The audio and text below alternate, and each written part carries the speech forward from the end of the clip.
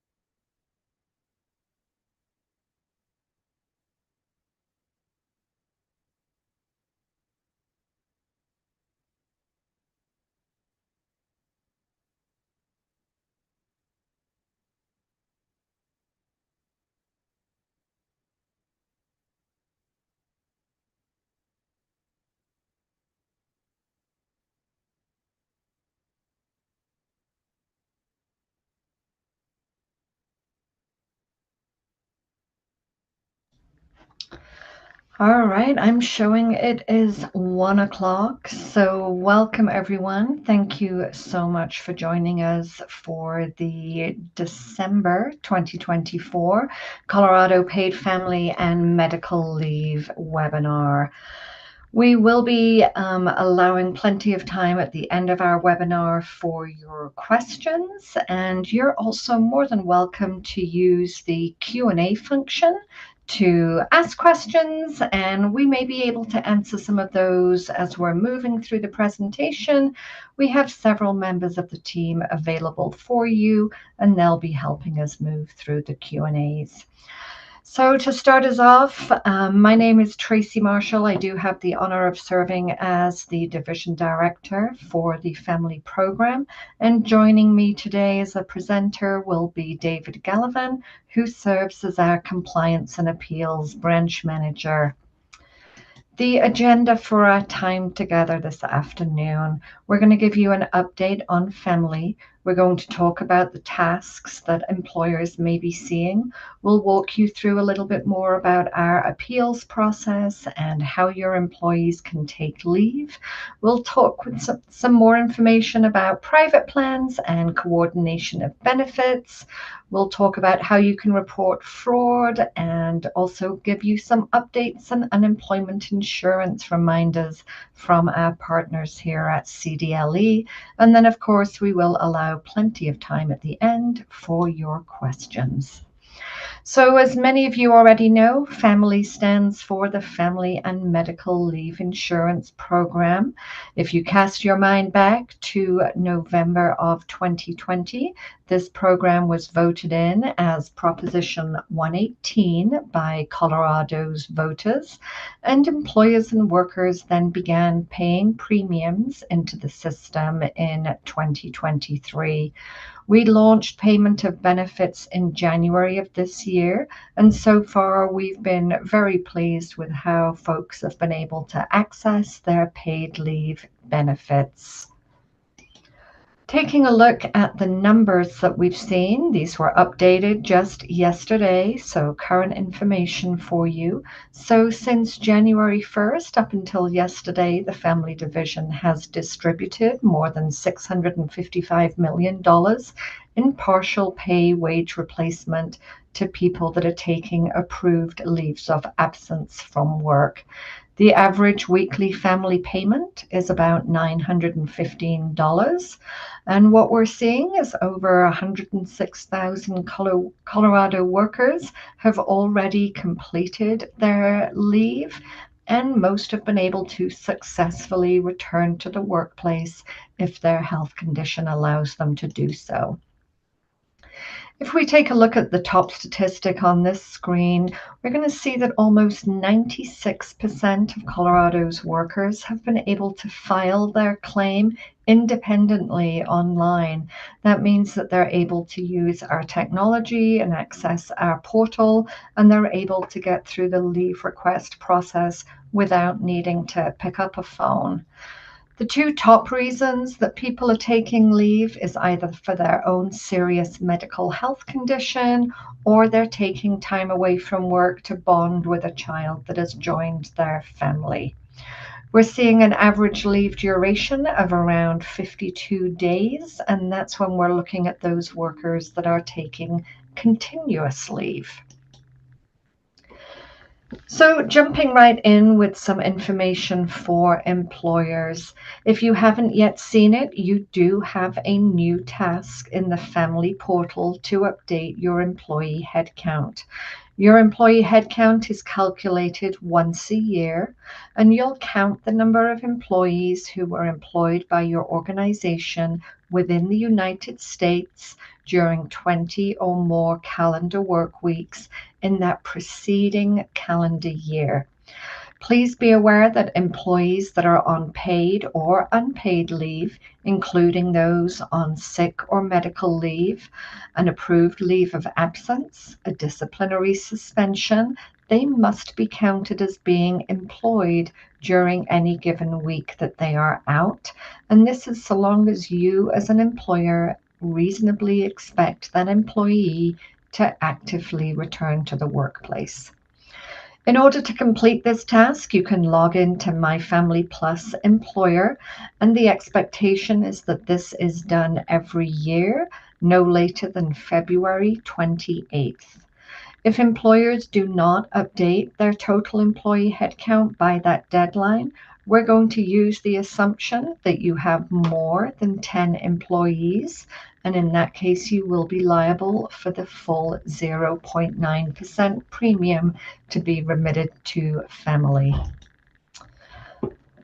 When it comes to private plans, we do require an attestation every November to validate that your contact information is accurate and that your approved private plan continues to satisfy the requirements of the FAMLI Act and its regulations. Please make sure that you log in to the My Family Plus employer portal as soon as possible if you've not already attested that your private plan meets those requirements.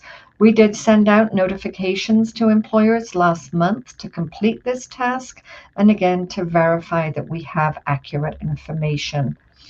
Private plan administrators, who in some cases may be the employee's PEO, are able to complete this task on your behalf if you have an approved private plan.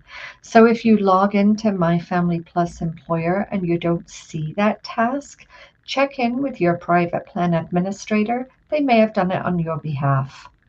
Failure to comply with this rule could result in consequences up to and including the revocation of your private plan approval.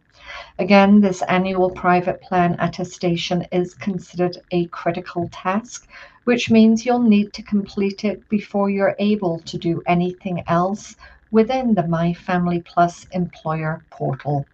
If you need additional information about this, please go to our website and take a look at the private plan page under the Employers tab.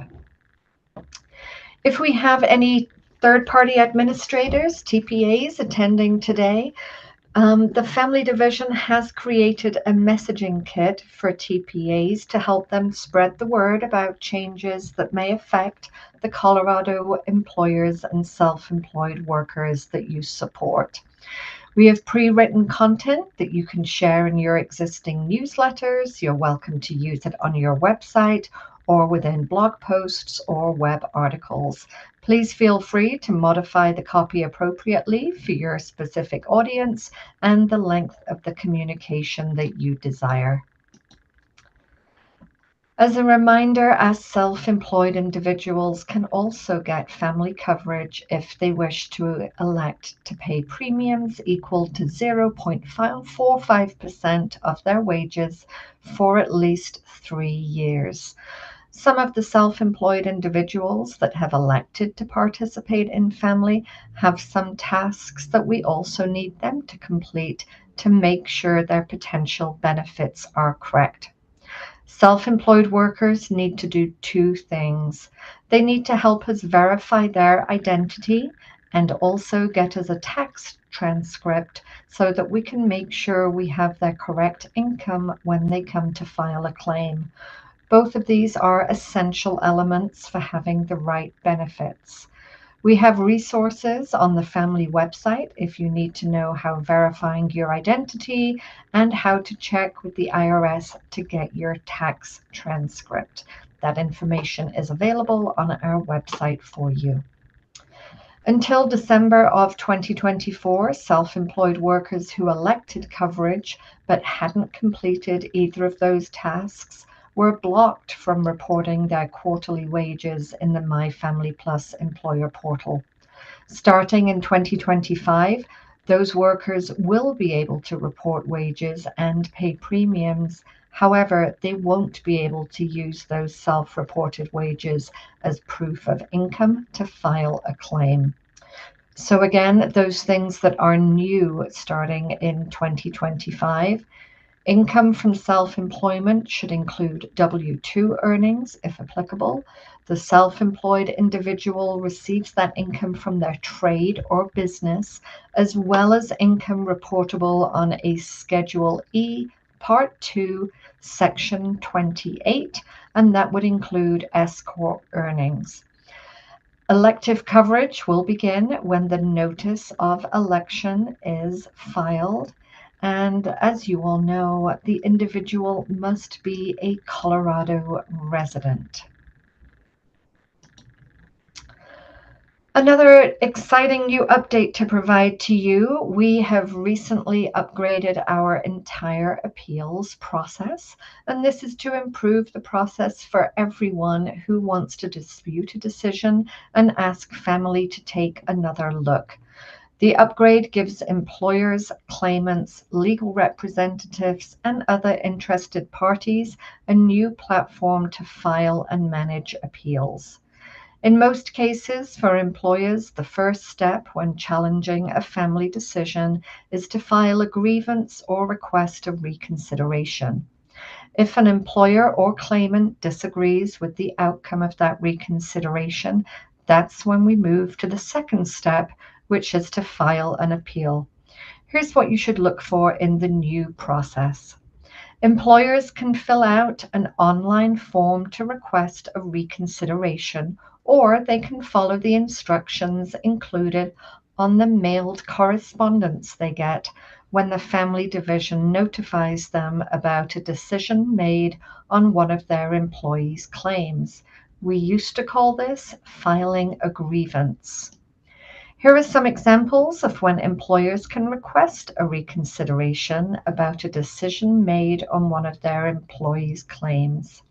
It could be done to argue that a claimant worked or is working during family leave, to show that a claimant works from out of state, to argue that a claimant separated from their job before their leave started or during their continuous or intermittent leave, to provide information that a claimant is on leave for a reason other than the reason cited on the qualified health condition reported to FAMLI, to argue that a claimant is being paid unemployment insurance benefits, or to argue that a claimant has a valid workers' compensation claim that would cover this absence that they have used to file for family benefits. Please remember that both employers and claimants should first file a reconsideration and go through that process before they file an appeal. When an employer is disputing anything other than a claimant's eligibility for benefits, they can skip the reconsideration process and file an appeal. Employers will go to the My Family Plus to file your appeal. This is the portal where claimants go to file their claims. You can see there's now a button for the appeals portal on the bottom right of the My Family Plus landing page. There are some instances when an employer can file an appeal without requesting a reconsideration. These include disputing a premium contribution amount, to dispute the employee headcount assigned to their business, or to dispute fees, fines, or penalties being imposed by the division. Employers will need to create an account in My Family Plus to file, manage, or track an appeal. Employers, please keep in mind that My Family Plus is different from My Family Plus Employer, which is the portal you've been using up to this point. It's not the same system that you go to submit your quarterly wage reports or pay your premiums. Anyone who wants to file, manage, or track a family-related appeal will need to create an appeals account in My Family Plus, and we have added a step-by-step user guide on the appeals page to walk you through that process. Now, some of this will probably look familiar to many of you. If you have a login.gov account, you can sign in as a existing user, and then you'll be taken to My Family Plus. You'll be asked some information about yourself, and after you fill out the required fields and select submit, this will create your account in My Family Plus, and then you'll be able to file your appeal. And again, please do reference that step-by-step user guide on the appeals page of the FAMLI website. I'm now going to hand you over to David Gallivan. All right. Thank you. So just a reminder, employers must tell their employees about family. And that means both posting the notice, so putting up the poster, putting things in your handbook, but also letting an individual who may be eligible for family know that they're eligible.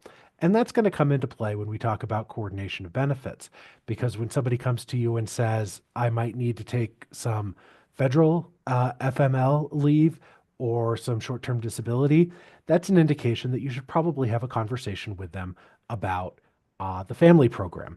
We have a lot of resources available. We have payroll stuffers. We have the required poster. All of this is available in our toolkit online. You are required to post the program notice. This tells employees about benefits as well as their rights and duties under the program. It's required to be posted at each work site and provide a copy to all remote employees. It should be posted or sent out in the language or languages you use to communicate with employees.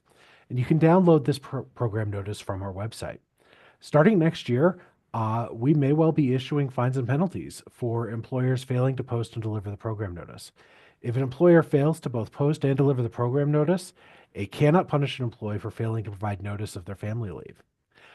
So now let's talk a little bit about coordination of benefits. First, employees can't be required to use PTO before or while taking family.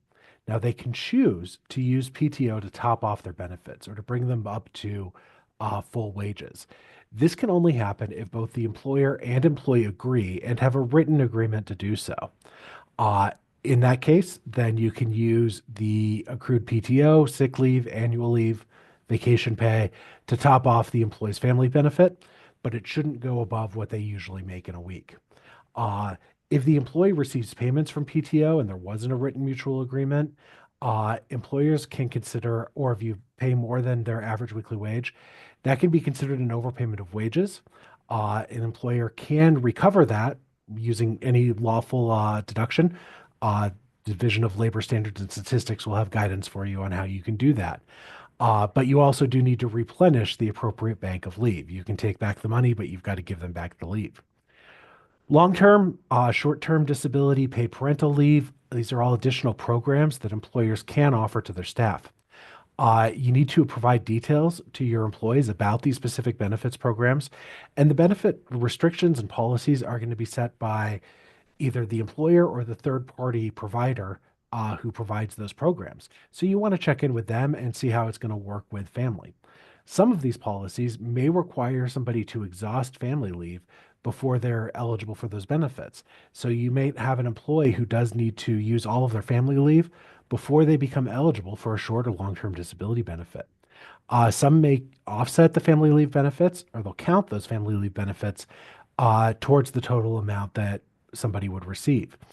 This is all very specific to the program, so you do, again, want to check with whoever is offering you, if you're an employer, those programs to see how they're going to work.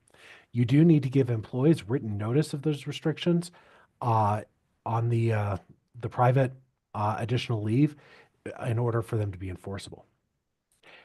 Employers can require employees to use their family leave as a condition to receive other benefits that the employer is not legally required to provide. So again, you can tell an employee, hey, we have short-term disability, but it's not available to you until after you complete family. You can't require an employee to use family, but you can condition the receipt of those additional benefits or not required programs on the exhaustion of family. Then let's talk a little bit about state benefit programs. Family benefits cannot be taken with workers' comp benefits for the same absence from work. So if somebody's off work because they were injured while working because of a work-related injury or illness, they can't get family benefits until their eligibility for workers' comp benefits has been completely exhausted. Uh, if they have exhausted their workers' compensation benefits and are still unable to return, then they would be then they would be eligible for those family benefits. Family applicants do have to disclose if their condition was caused by a workplace injury. Family benefits also cannot be combined with unemployment insurance for the same absence.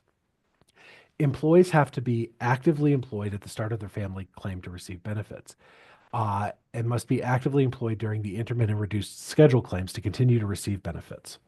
Now, if an employee is actively employed at the start of their continuous leave claim, but then leaves employment, the continuous leave claim would continue through the initial approval. All right. Let's talk a little bit about some supplemental guidance. We do have additional information available on our family rules page. Our policy team has enhanced this guidance around coordinating family with short, long-term disability and parental leave. Uh, there's no new rules. There's no changes to the program. We just have some more information out there for employers to look at. There are two in particular, coordination of healthcare benefits while on family leave and coordination of short-term disability, long-term disability, and parental leave. Let's look at a different type of benefit, FMLA. So, how does family interact with the Federal Family and Medical Leave Act, or FMLA? It's important to note the biggest difference here is that family is paid. We pay benefits to individuals who are on family leave. FML is simply job protection. It is unpaid. The only thing it does is it keeps an employer from firing an employee who's on leave. Family also does that, but comes with the uh, the benefit payment. Most Colorado employees working for a business of any size are eligible for family. Really, the only exclusions are federal employees and railroad workers. Uh, FMLA, though, only applies to those employers who have more than 50 employees. So there are a lot of people in Colorado who are covered under our state law and are not covered under the federal law. Uh, you are not covered under FMLA until you've worked with your current employer for at least 1 year. Family leave is available on day one, the day you start work. Now, that said, the job protection is only available after 180 calendar days of work. Uh, Family or FMLA offers that job protection after working for 1,250 hours within 12 months. We also have self-employed workers who are eligible under family. Uh, because FMLA is merely job protection, it doesn't apply to self-employed workers. Uh, I am I can imagine a scenario in which somebody would want to fire themselves. I used to have my own law office and did that about 3 times a day. But generally speaking, you don't need job protection if you are self-employed. These programs are designed to run concurrently. If family leave is used for a reason that also qualifies as leave under FMLA, once that family leave starts, it can also be FMLA. And as an employer, you want to comply with your obligations under that federal law. That said, if somebody's out on FMLA, they have a choice as to whether or not to begin their family leave. And they can choose not to do that until after the FMLA is exhausted. So it's one-way concurrency. If family is running, then the FMLA can run. But if FMLA is running, whether or not family leave is available is up to that individual worker. This is another great reason why you want to make sure that your employees know about family, and you can remind them that family does have benefits that we will pay them for that leave because they might otherwise be on unpaid leave under FMLA. And so you can encourage employees to look into family and to run those two types of leave concurrently. So, when employees seek leave, what happens in this circumstance? We could move on to that next slide. There we go. Important points to know. When the leave is foreseeable, employees should give employers a 30-day notice before the leave begins. So you have a scheduled surgery, you are anticipating going out on bonding leave to welcome that new addition to your family. You want to give your employer uh, 30 days notice before you go out. Employees must notify their employer of the type of leave, that's continuous, intermittent, or reduced schedule, and give their employer reasonable details about the work and leave schedule, and notify them in advance of any changes to their planned work and leave schedule. But there are no magic words to use here. There's no specific phrase that an employee has to say. If an employee says, I'll be out every Wednesday from now until June 1st, that's notice. They didn't have to specifically say, I'm taking a reduced schedule claim. We will inform employers within 5 business days that somebody has applied for family leave. That's our outside commitment. It goes through our system generally substantially faster than that 5 business days. But that really depends on us having good contact information for the employer. So it's critical that you ensure that we've got a correct email address for the employer on file in the My Family Plus employer portal, because that's how we will send that notification. Employers will be able to request additional information regarding the claim if it's necessary for coordination of benefits. So if you need to know why somebody's out on leave in order to determine if it also applies for FMLA, or you need to know the amount of the leave to calculate appropriate short-term disability benefits, we will provide that information, but you do have to certify that you have that need for it. And don't forget that we do have an HR dashboard where you can follow along with all of that claim data for your employees. Employees do have an obligation to not only notify their employer in advance of foreseeable leave, but also to make a reasonable effort to schedule their leave in a way that doesn't unduly disrupt the employer's operations.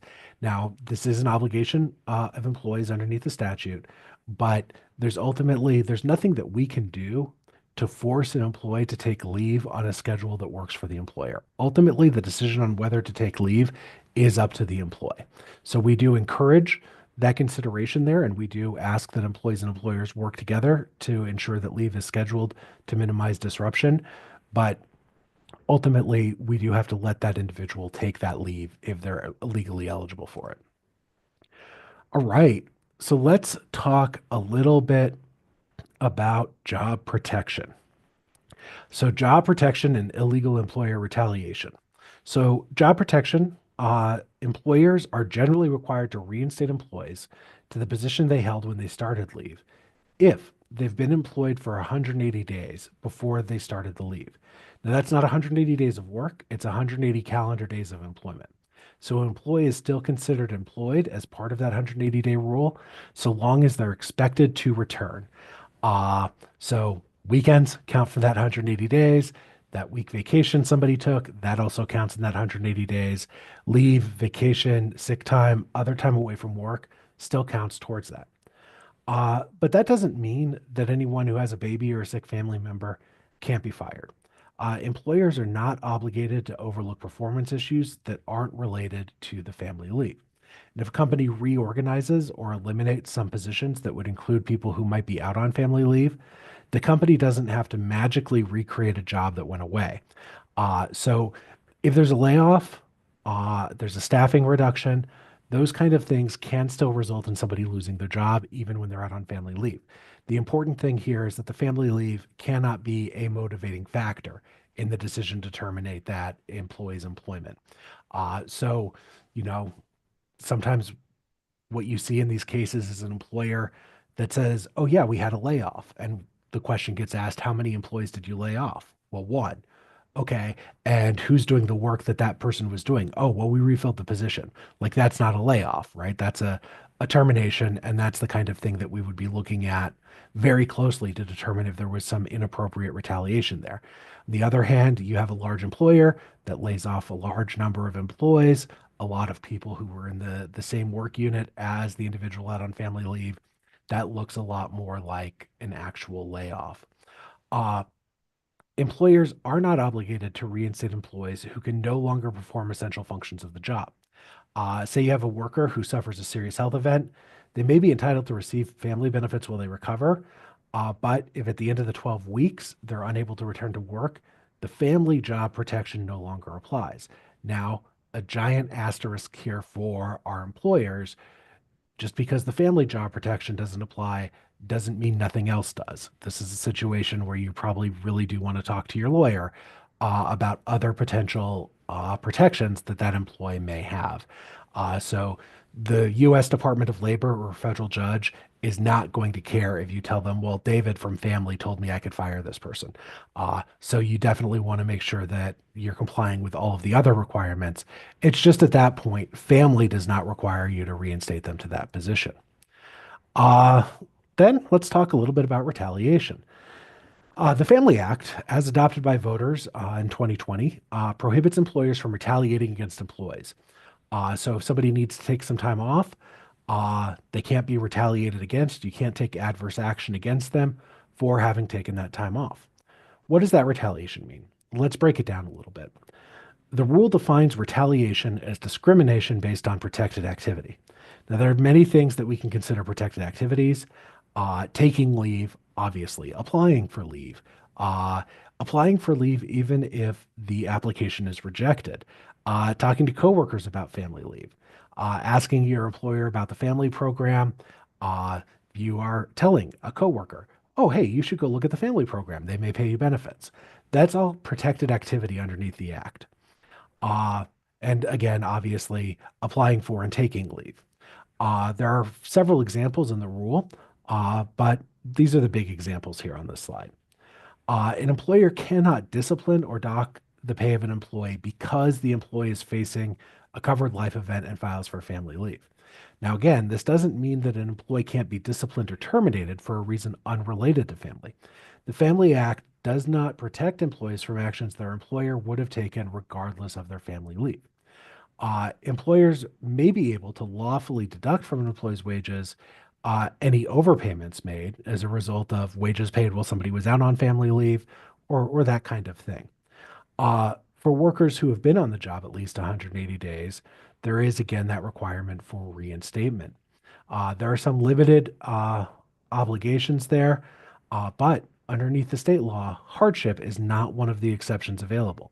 The exceptions are those situations where somebody is unable to return to work, if it was seasonal employment that expired while the person was out on leave, those kind of things. One last point on retaliation is the information supplied with a family claim is considered confidential.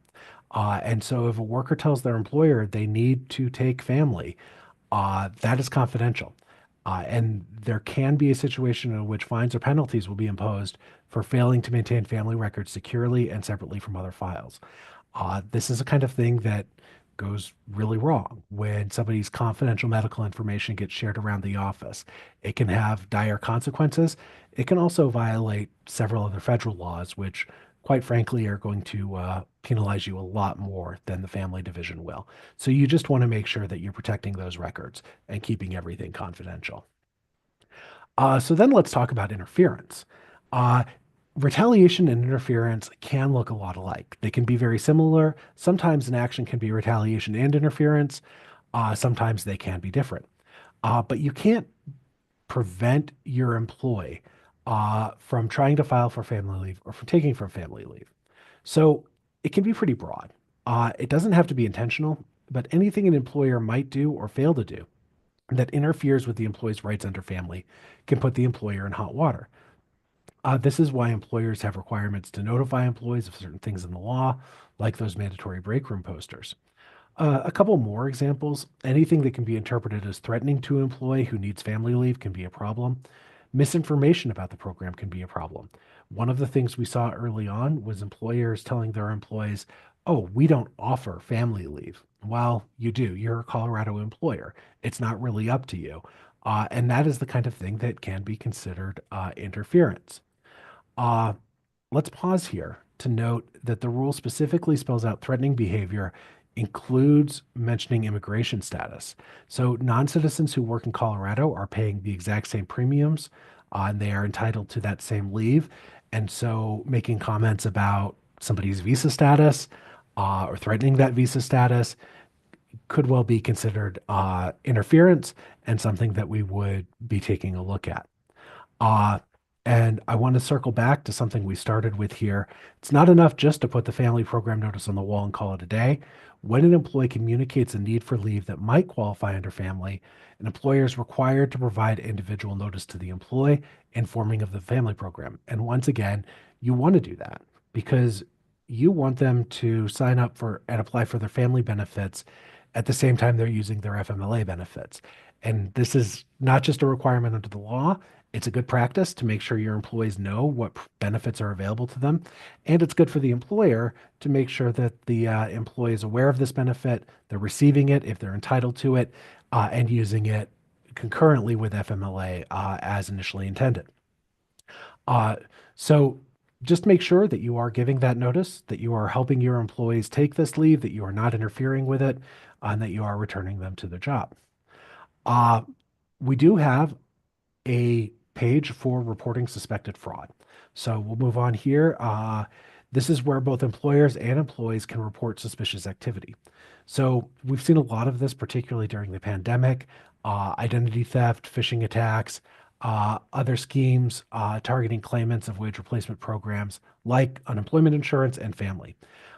So we have tips on our website, but also a way to report that.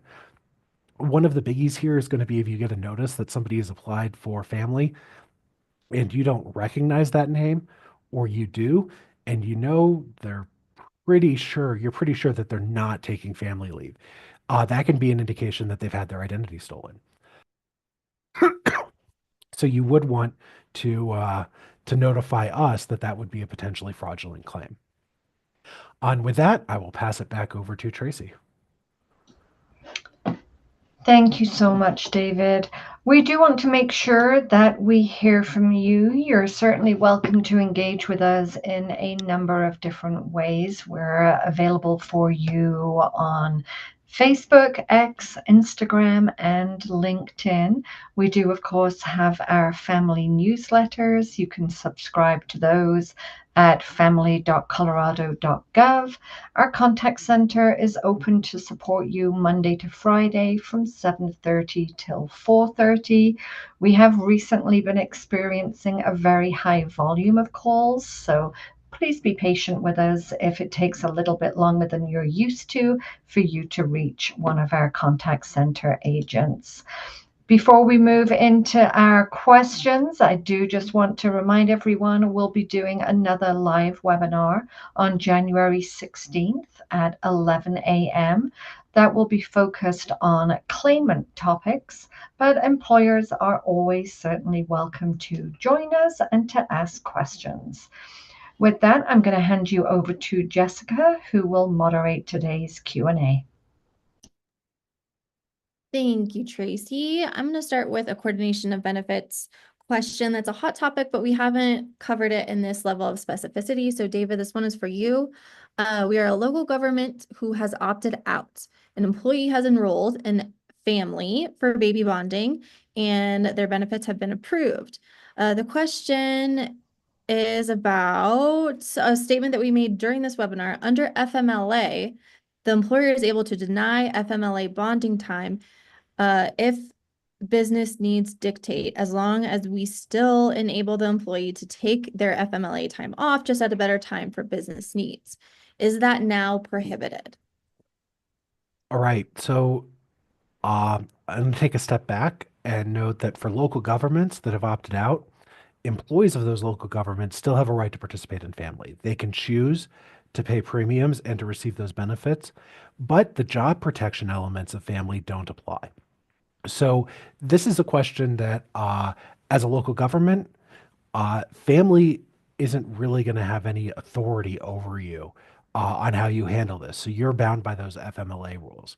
But for everybody else, if you are not a local government, if you are a private employer or the state, uh, then yes, the family requirement is going to apply, and you cannot prevent an employee from taking leave on the basis of business needs. So there's an area where FMLA and family provide slightly different job protections. And for those private employers, the Colorado family is a little bit more protection. So for the local government, the answer is no, the FMLA still applies. For most other employers, the answer is yes, family applies.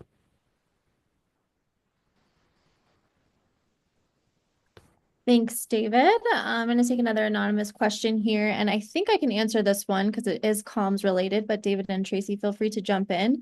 The question is there a template or recommendation on how to speak with employees about family?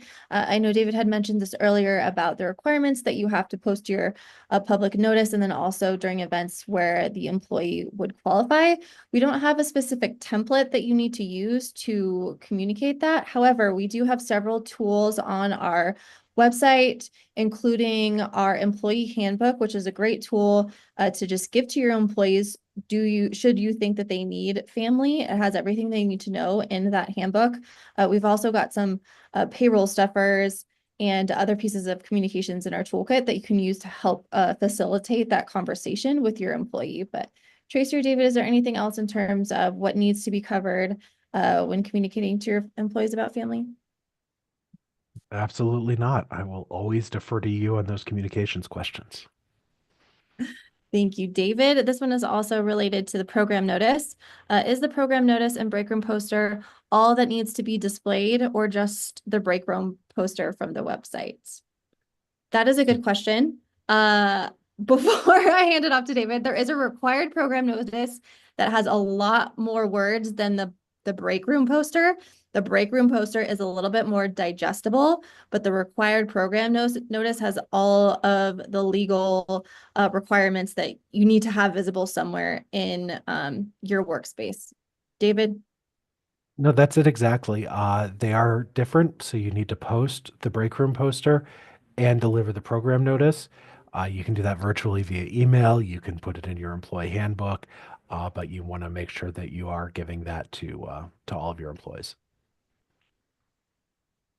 Another question about the tools in our toolkit. Will there be updated docs for 2024? I think you mean 2025 in the toolkit. We're actually in the process of going through that employee handbook that I mentioned to add some of our new features like the appeals workflow, and we'll have new features with tax withholding starting in January. So we'll update that handbook. However, everything that is currently available on our website is evergreen, so it will still be accurate in 2025. So if you have those, they're still applicable. You can still use them. Anything that we add in 2025 and beyond will just be supplemental information based on new features that we've added. A couple questions about getting the recording and slide decks. We will send that out to everyone who has registered. Let's see here. This is a question about appeals. David, I'm going to hand it to you, or you can hand it off to Lewis. When would employers know when family is caught up on appeals for employers?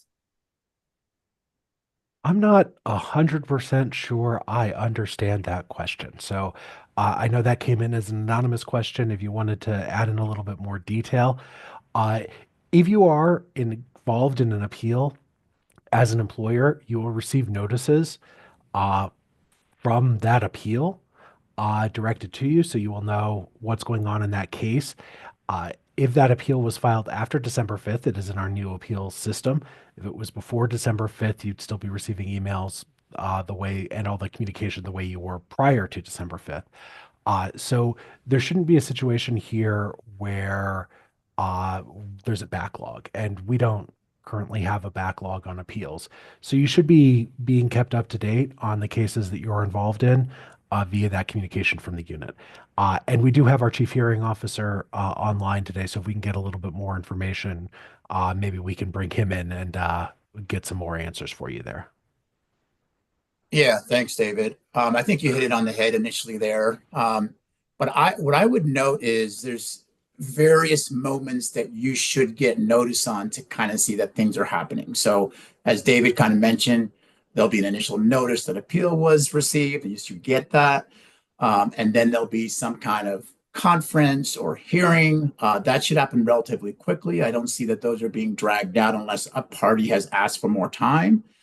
Then once that hearing occurs, the sense I'm getting are decisions are being made pretty quickly. So, like David said, I don't think we have a backlog in the sense that I hear when I'm in the litigation world.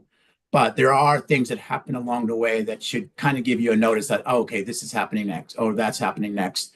If you're not getting a sense of anything happening for a few weeks, that sounds like a long time, including a notice that a hearing is coming. So keep that in mind. Hope that helps. Thanks, Lewis. I am going to hand it back over to David. Another local government question. If a local government has opted out, an employee has exhausted all FMLA, but then applies for FAMLI and is approved, are we, the local government, required to continue their benefit coverage, or can we offer COBRA after FMLA expires? So we've adopted a new rule that's going to take effect January 1st to clarify this question and others like it. It doesn't actually change anything, so what I'm about to tell you applies now, but it's going to be a little bit more clear in the new year. And what that rule says is that if you are an opted out local government, the Family Act doesn't apply to you. So none of these requirements that we impose on other employers are employed on you as a local government.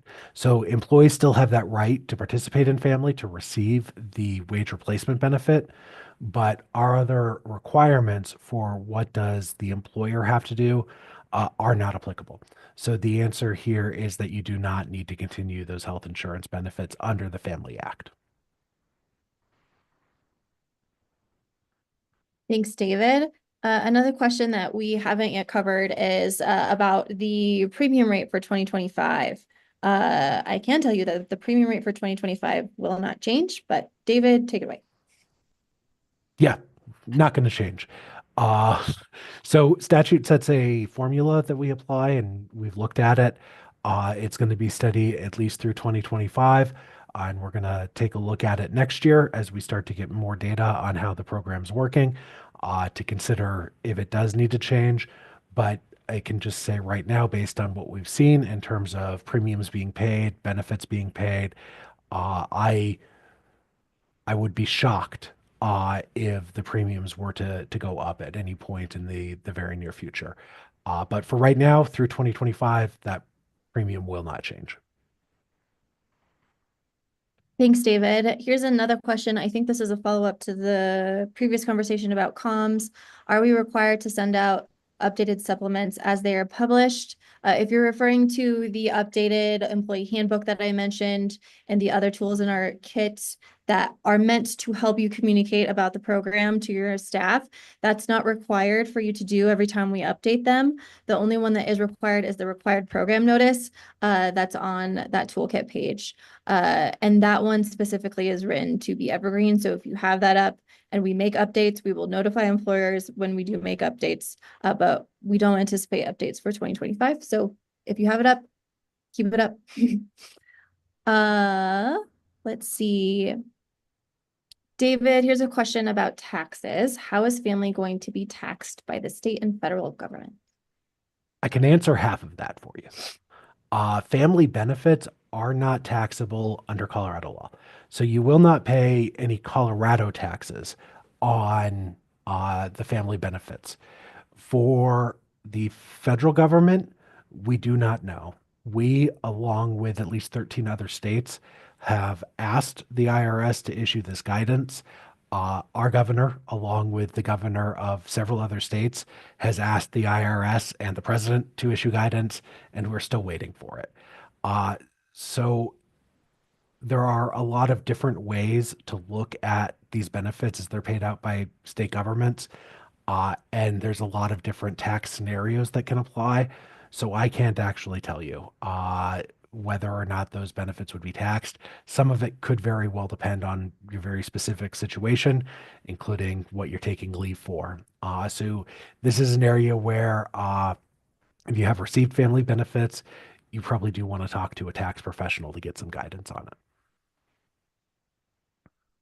Thanks, David. And I can add on to that. In 2025, claimants will have the option to update their federal tax withholding. It's just set at a flat 10% rate. So you can decide whether or not you want your federal taxes withheld. Again, how specific those taxes are taxed by the feds, like David said, you'll have to consult a tax professional. But claimants will have that option moving forward starting in 2025. I'm going to move on to a question about grievances. David, this is for you. Are you still, or are you going to automatically assume that any grievance or dispute or reconsideration filed by an employer is retaliation against the employee? So we do not automatically assume that, but there have been several cases in which we have looked at grievances filed by an employer as baseless and have investigated that as actually not retaliation, as interference. So if there's a legitimate basis for the grievance, for the appeal of an award of benefits, like this person doesn't work for me, or this person is not actually taking leave, we would look at that. But there have been a lot of cases, particularly early on, where we saw grievances being filed somewhat reflexively in cases, and for employers who just didn't want their employees to take leave, and those were investigated as interference and will continue to be.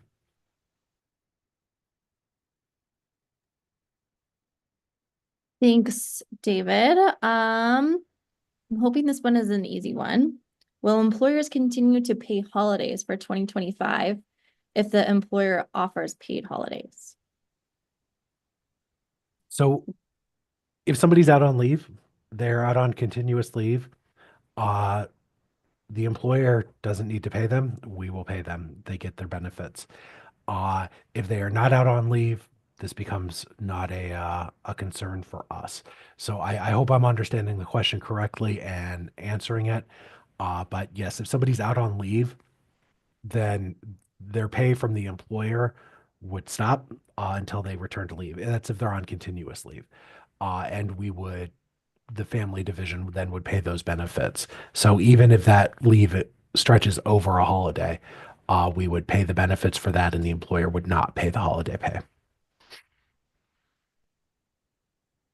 Thanks, David. I'm going to give you a little bit of a talking break. I have a question here for Thank you. AJ, who is one of our product owners for My Family Plus Employer. And of course, now the question has disappeared. So maybe you already answered it, AJ, but if you could answer it out loud. I believe the question was, oh, here it is. Are you going to update the HR benefits dashboard? I'm assuming that's the dashboard that you're referring to, Linda, to include how much an employee has been paid once they file hours for a time period, so they are not double dipping, so to speak. AJ. Yeah, I can give a quick answer to that. It is something we're looking at. It's not something we are going to do anytime soon. There's some limits on the type of information we can put in the HR dashboard, but we know this is a request that we have received, so we'll be looking into what we can do about that at some point in the future. Thanks, AJ. Okay, David, back to you with more FMLA question. An employee has completed FMLA from maternity leave. After they return from FMLA, they decide to take family. We require they take the 2 leaves concurrently, but they didn't inform us of the family request. Can we deny the family leave? Can we circumvent this issue for employees who want to take 24 weeks of leave? All right, let me start with saying that as an employer, you cannot deny somebody family leave. If family leave has been approved by us, they're eligible for it. The employer does not have that right to prevent somebody from taking family leave. So in this circumstance, what happens? Somebody takes their bonding leave under the FMLA, and then after that leave is completed, they want to take family leave also for bonding. The way that our law is written, that is entirely permissible.